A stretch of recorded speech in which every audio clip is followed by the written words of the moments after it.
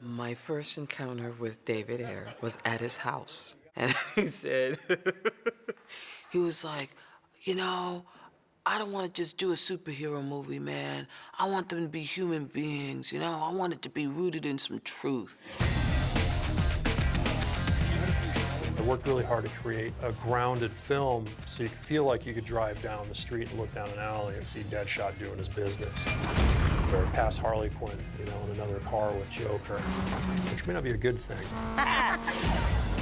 In this very dark, gritty world that could almost be reality, it doesn't seem as surreal as some of those other movies you see.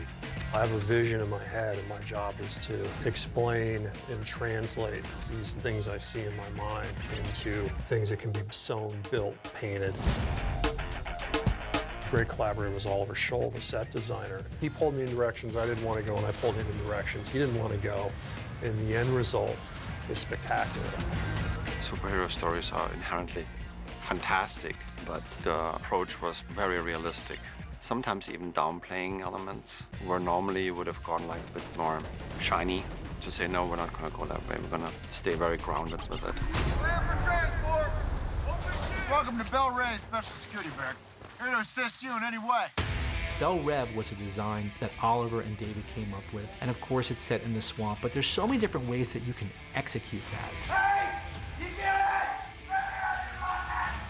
David had friends that worked in prison and got reference material from them, down to the layout of the security table and what would be on the screens. Really the minutiae of everything.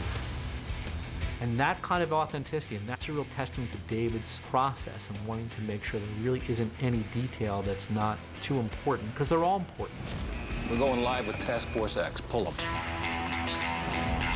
David uses this phrase a lot, chasing the real. And from the beginning, he said, I don't want them in supervillain, superhero suits. He was very interested in how do we find that person in the reality of our world and then heighten it and distill the iconography of the comic book characters into this reality. Won't fit anymore? Kate Hawley, the costume designer, she had a lot of different potential examples from the different characters because of the comic. And it was really important for David to give them a sense of grittiness, so they had that sense that you could find them out on the street. I'm beautiful. Yeah, you are. There are so many intricate little nuances that people have spent a really long time working on and thinking about. So I appreciate the time they take, and all of it's incorporated into her costume, her hair, her makeup, her props. They're an incredible team. One of the guys that turned out to be a real treasure for me in the journey of putting this movie together is a gentleman by the name of Rob Couts, who's a Toronto tattoo artist. It was simply going to be, hey, help me come up with some tattoo ideas for these characters. But in working with him, in these conversations with him, that the characters sort of grew and evolved. A big part of what I do is listening to people, and I always search for keywords, whether it's a specific area or a time period or a color palette. But he's really keen on giving very specific keywords, but if it needs tweaking, he'll tell you specifically. Or he'll just get his hands dirty and he'll just do it. He'll make a little sketch because he knows what he likes and he knows what he doesn't like. Each tattoo on everybody has its own specific story. You know, there's Enchantress, who has these very specific tribal tattoos and hex signs and ancient magic runes from grimoires and things like that. Everything with its own specific sort of language and history. I mean, the process was kind of interesting. It started off with a little bit of tattoos, and they started growing. It was like everywhere. My entire body was covered with tattoos. And during sort of that process of trying to find the complete look of the character, I was like, yeah, the more I don't look like me, the better it's gonna be. Hey, what's that crap on your face? Does it wash off? I'm so scared people are gonna go get rotten tattooed on their cheek now. Yeah, girl, she got the glove. Oh, no. We all ended up giving each other tattoos. You want it traced or freehand? Freehand. Freehand. Here goes. Here we go, here we go. You want me to roll up with I'm your nervous. camera, Dave? It was like Harley's tattoo parlor. Like that size? Like that? Sure. All right, that's good enough. Yeah? Yeah. That's good. Yeah! Yeah. The wife. So, Wait, we gotta clean it. I think with the hands, adding Adding more? Yeah, like just some random surfaces or something. So, oh yeah, that's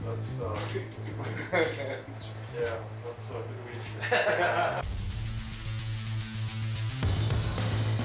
The EAs, or these eyes of the adversary, are these beings, but what do these things look like?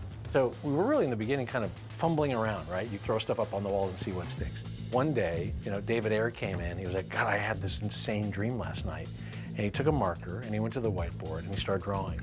And he drew the craziest looking thing. It was this kind of humanoid figure, but it was a head covered with eyeballs. And he's like, that's what they look like. That drawing, after trying literally dozens of other designs, that's what we ended up going with.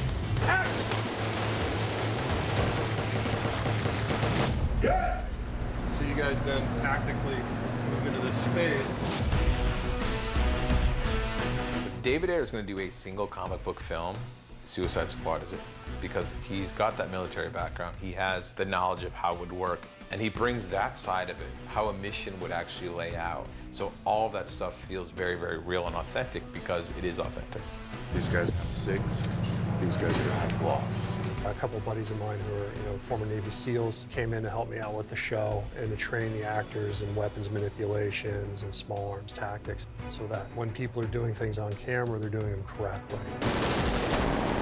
A lot of movies these days, action sequences can just be filled with explosions just for an explosion's sake. But in this movie, everything is more surgical, like a Spec Ops unit, and how that Spec Ops unit would conduct their actions on an objective. We're definitely outmanned, and we have to navigate that knowing we're going to be running out of rounds really quick. So it's about surviving that. It's about being resourceful, and I think a lot of people will appreciate that. You never lose ground. You're always on the offense. You're always attacking. David makes sure the set stays populated with experts and everything that you could possibly have a question about. There was things that David did together which each department had that clearly defined the characters, and I think one of the strongest elements of the film is how defined the characters are. And he has a very interesting way of doing his cast rehearsals. There was a huge character prep for this movie. We all got in a room together and we worked probably for about a month, but it was really diving in and understanding these characters. We all had to rehearse, improvise, we'd use the script and we'd go away from the script. And this process is team building in a way, because everybody has to be vulnerable in front of the rest of the group. I was trying to reach you over. I knew you'd come through. And then at the end of all these ups and downs of the process you go through, you end up just having this insane trust. I'd do anything. I'd go in any direction in a scene that he told me to. I have a trust for him that I have never found in any other work relationship. When you see this guy coming, you start backing up. You can't rehearse too much because no matter how much you rehearse, it's still going to be a surprise on set. But that's where the magic comes from, and that's where you then get the freedom to start ad-libbing and adding the humor and adding the life, because now they're in character. Get them hands up! Hey, I'm cooperating. This is me being cool. Hold your fire! Taser! Hold your fire! The importance David gave that, again, is just unheard of, and that's why I think this movie has heart, because he cares about the characters. Let's shoot it. Let's do it.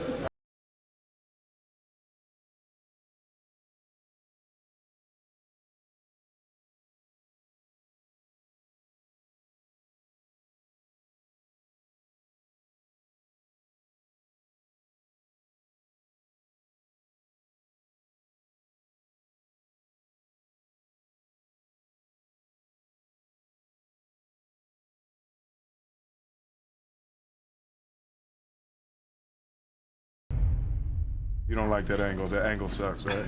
You wanted to cut a little more short. No, it's perfect. Okay.